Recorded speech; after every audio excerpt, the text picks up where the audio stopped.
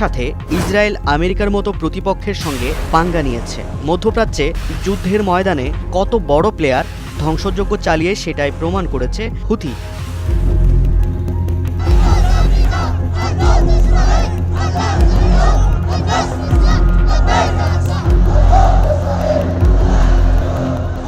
Brigadier general Yahya সারি America ইসরায়েলের জন্য বিব্রতকর মিশনের বিস্তারিত জানিয়ে বিবৃতি দিয়েছেন। প্রথম অভিযানটি হাইপারসোনিক ব্যালিস্টিক মিসাইল ফিলিস্তিন 2 ব্যবহার করে দখলকৃত ফিলিস্তিনের তেল আবিবের বেন গুরিয়ন বিমানবন্দরে পরিচালিত হয়। দ্বিতীয় অভিযানটি দখলকৃত আল কুদসের দক্ষিণ অংশের একটি বিদ্যুৎ কেন্দ্রে জুলফিকার টাইপের ব্যালিস্টিক মিসাইল ব্যবহার করে পরিচালিত হয়।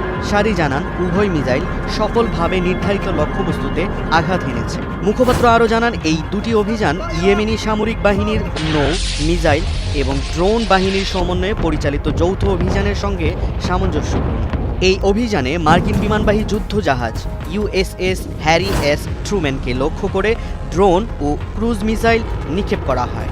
মার্কিন বাহিনী তখন ইয়েমেনের উপর বৃহৎ আকাশ হামলার প্রস্তুতি নিচ্ছিল।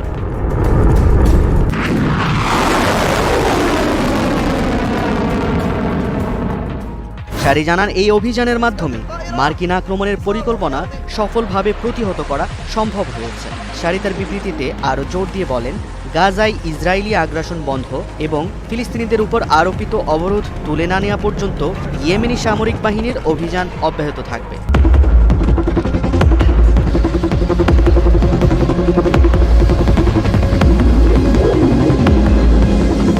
সোমবার রাতে ইয়েমেনি মিসাইল হামলার কারণে দখলকৃত ফিলিস্তিনের বিভিন্ন শহরে সাইরেন বাজতে থাকে। স্থানীয় সময় সকাল 11:11 Tel Aviv, Rehovot, Rishon LeZion, Holon, Bat Yam, আল রামলেহ, পেতাহ তিকভা, ইসদুত এবং বেত শেমেশ সহ অন্যান্য এলাকায় সাইরেন শোনা যায়।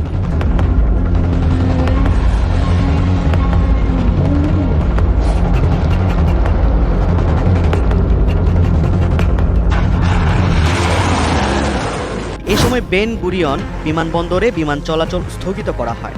মিসাইল হামলা থেকে উৎপন্ন ধ্বংসাবশেষ বেত শেমেশ এলাকায় পড়েছে বলে জানা যায়। ইসরায়েলি সংবাদ মাধ্যমের মতে তেল আবিবের নিকটবর্তী রামাত এলাকায়ও মিসাইলের টুকরো পড়েছে। ইসরায়েলি সামরিক বাহিনীর মুখপাত্রের বক্তব্যকে নিয়ে ইসরায়েলি গণমাধ্যমগুলো সমালোচনা করছে। তারা বলছে, মুখপাত্র যখন বলেন যে মিসাইল ইসরায়েলের সীমানার বাইরে প্রতিহত করা হয়েছে, তখন হয় তিনি মিথ্যা বলছেন অথবা সত্যকে বিকৃত করছেন।